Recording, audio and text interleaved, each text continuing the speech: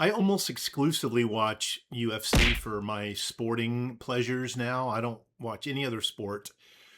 And I made a connection recently I want to share now between what I've experienced with people that are looking for work and something that fighters do when they're getting ready for a fight. I'm going to do that hopefully to make the connection between something that will make our efforts to find a great new career opportunity wildly successful. Please keep watching and I'll share it with you now. Hi, my name is Shawn Sommerkamp and this is Motivationeer Christian Coaching.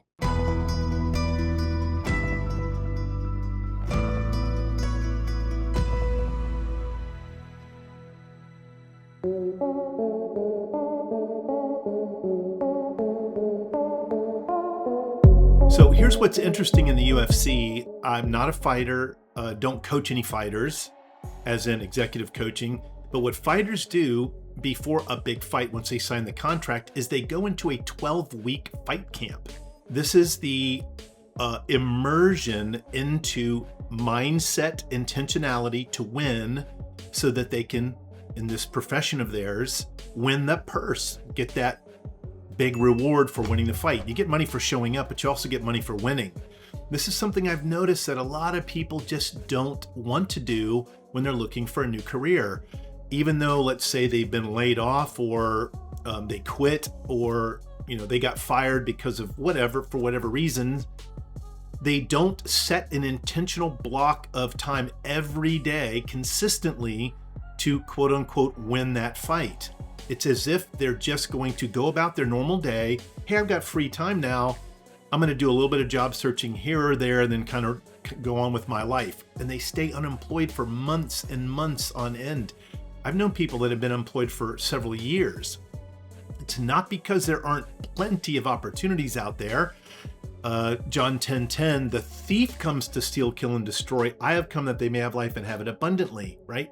In America, 8.5 million jobs open on any given day.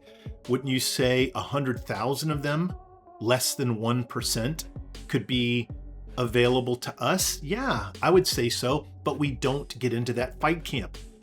I want to show a little bit about what fighters do. I'm going to specifically talk now for just a minute about what a coach's job is, in this case, me. But in this analogy I'm going to use, it's when this guy, Justin Gaethje, this great fighter, when he fought on the White House card, he was fighting a guy that was undefeated, Ilia Topuria, a 28-year-old young man, a beast, great fighter, is probably going to still go to become one of the best fighters ever against this guy, Justin Gaethje, 37 years old, probably going to be his last fight. He has been in so many profound wars, he's kind of slowed down some just his age. And here he's a 7-1 underdog. The final fight on the big giant White House card, fighting on the White House lawn, and his coach, Trevor Whitman, had a game plan to prepare to go up for Justin to go up against this killer. This is what he told Joe Rogan on the Joe Rogan podcast. But this fight is a lot different where it's now elbows in. We have to be tight in these types of positions, and we need to step to his center and get on his back foot line or outside of his back foot line. And that was like a key factor to this one, is because Ilya is very front heavy and will bounce back and forth. So once he goes to this angle, we need to attack the rear shoulder. And once he starts to reset, now we're going to be able to jab and stick the jab at the rear shoulder where your jab was landing. That's my favorite part, is the jab wasn't landing here where Ilya's got a very good slide. We're jabbing outside, so you're not doing inside jab coming under. You're jabbing from outside your shoulder, which is pushing him on his rear foot. And then once we started to pressure, my favorite part is the jab, pause, right hand. His left foot, Justin's left foot, when we go, has to be outside his rear foot, like right there. He opened his lead foot and he got his foot outside, and that's also so in case the right hand counter. That was a giant moment in the fight when he landed that right hand. Dude, the sound of it was crazy. I wanted to sub it. Yep. Oh, that was such a hard shot. Do that one more time, Jamie, and watch his lead foot after the jab. Now watch his left foot after the jab, outside the rear foot. Boom. And that, because he's got a high shoulder. If I'm throwing a right hand down this point, if you were looking at me, Joe, if I'm here, if he gets his foot out, now the shot is coming from here. So we're able to put him on the back foot and find that over. Because Ilya's got a very good shoulder tuck. He also dropped that right hand down. Yeah. Isn't that fascinating? A coach has a very specific approach on how to quote unquote defeat the enemy or win over the opponent. And Justin Gaethje, as the person in this parallel looking for a job or wanting to win this fight, listened and focused completely on what Trevor Whitman taught him. Across this 12-week period, they have really narrowed down what they can eat for food to get their body lean and trim, and they do constant working out, of course, on weights physically, but constantly drilling this thing that, Trevor Whitman shared, constantly move to the left, line up on the Ilya's back right foot. So when you're punching, you're delivering over his back right foot where Ilya doesn't slip so well. And ultimately what Justin did in the very first round is damaged the sight in Ilya's right eye, or, compromised it, which made the fight definitely more winnable. But you go into a fight company and you drill grappling skills, you drill jujitsu skills, you drill low leg kicks, kicking to the head, you drill the up close fence fighting, on the ground and pound as they call it. I get a little nerdy on the UFC stuff, but it's 12 weeks. You're kind of away from your family. You're just focused on, in this case, getting the win. So in our career, there are things that we can do when we've left a job, got fired, or find ourselves looking for more work, where we can actually focus on specific skills, like going to LinkedIn every day for 5 minutes, opening up the network tab, scrolling through all the faces with the little connect buttons underneath, and growing our network. Do that for 5 minutes. Of course, only connect with people that you know or have some connection with. Don't connect with recruiters. Trust me on this, I can't go into it now. And be consistent about that. Then another thing, you take this job search tracker, which I've developed. It's not rocket science by any stretch, but it's something to do consistently, where you're putting in your name, the name of the company, the job opening, the name of the company, the amount of money, where it's at, what industry, and then this very special column that I call scale to fit, where you put on a scale from 1 to 10 how perfect of a job this is for you. I'm not going to tell you why I do that. It's part of my patented system. Patent is a loose word. I didn't patent it, but it's part of my very unique system. I'm going to build on my website my entire end-to-end 10-step training module course for how to find the perfect job, guaranteed. This is one of those things. You do that consistently after every job you apply to, like clockwork, no matter what. Another thing is, when you are submitting your resume based on the job description, you can do minor tweaks based on what I call the $1,500 resume template. I did a video a little bit about this here. You can watch a $1,500 resume and the imposter syndrome, but you get this customized little resume tweaks so that the chances of the ATS, applicant tracking system, picking up your resume go up a little bit.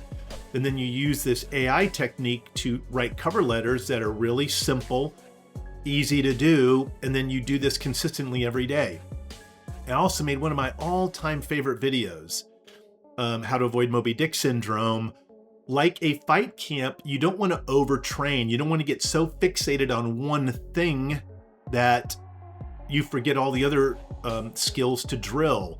You don't get fixated on just one job thinking, oh, this is the perfect one, I'm going to get this. No, you apply 3 a day. I say now, when you're unemployed, 10 a day. If you're working and you want to find a better job, 3 a day. If you're unemployed and you want to find a job, apply to 10 a day.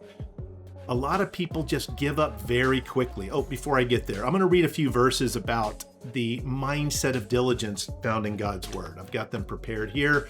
I'm just going to scroll through them, and a couple of them I'm going to highlight. Proverbs 13:4, the soul of the sluggard craves and gets nothing, while the soul of the diligent is richly supplied.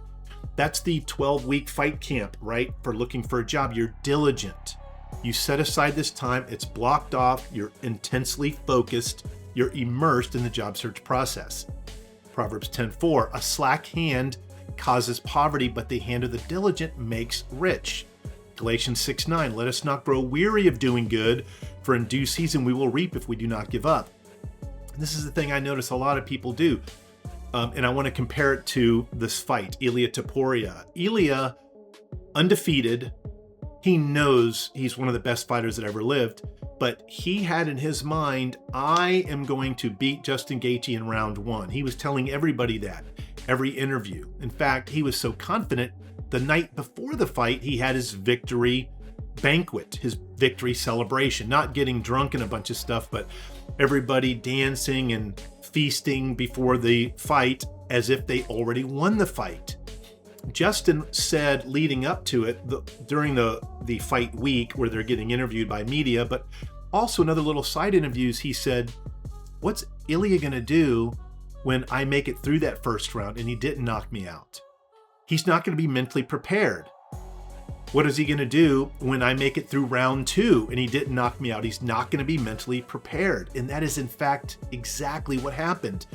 Justin Gaethje, using the coach's guidance, these techniques, was doing damage on Justin Gaethje, lining up to that back foot, but also avoiding the big power punches from Ilia and made it into round 2. And by round 3, Ilia was kind of gassed.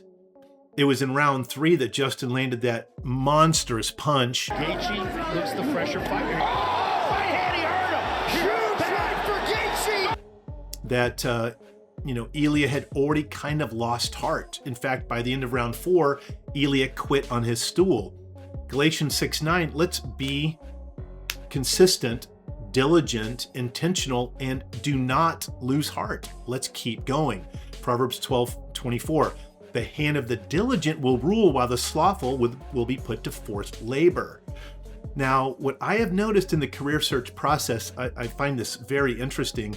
So many people say this phrase, well, I've got to have some money coming in. Like, wait, what? Is that not the slothful will be put to forced labor?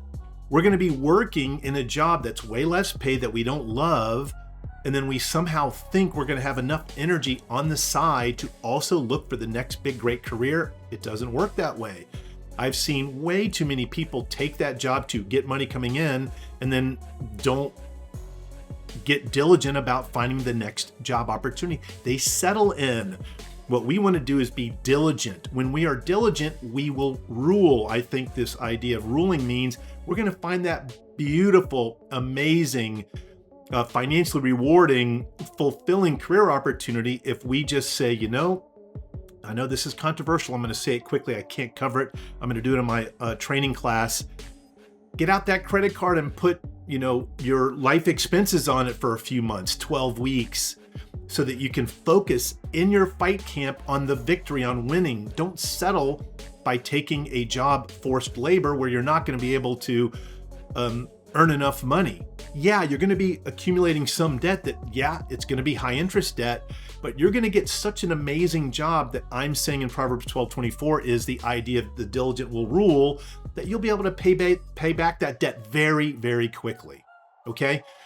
So much more I want to get into. I want to keep this video somewhat brief. Let's get into the immersion of looking for great work. 12 weeks. Let's devote 12 weeks to it, like a fight camp. Follow the coach's directions. Do not veer from them. Pray to God for wisdom and guidance. Ask God to allow us to find great favor in other people's eyes. I can't cover that now, but that's Nehemiah 1:11, Nehemiah 2:8. And then we're going to receive the victory. It's the diligence. God's going to bless this work. We don't want to think, if I don't get something quickly, there's nothing out there. There's 8.1 million job openings right now. John 10:10 says, the thief comes to steal, kill, and destroy. I have come that they may have life and have it abundantly. Are we looking for work and thinking, wow, there is nothing available. No one wants to interview me. I can't interview well. I don't interview well. No one's going to give me the money I want. That's the thief, stealing, killing, and destroying. When we're diligent, we will rule. I do want to hear what you think about this. Even if you have a dissenting view, I'm okay with that. Please comment below. Something to take away for all the fighters out there that always, I love how you say it, expect a war, always. Some of the biggest mistakes that I've made with fighters that I had is allowing them to think that they're going to go through this fight easy, and then that fight becomes super hard. Thanks for watching. Please be sure to like and subscribe and turn on notifications so you'll know when I create a new video. please also consider becoming a member at Motivationeer.com. Your membership really supports this channel. And don't forget, your career is not just a way to make a living, it's a way to transform the world.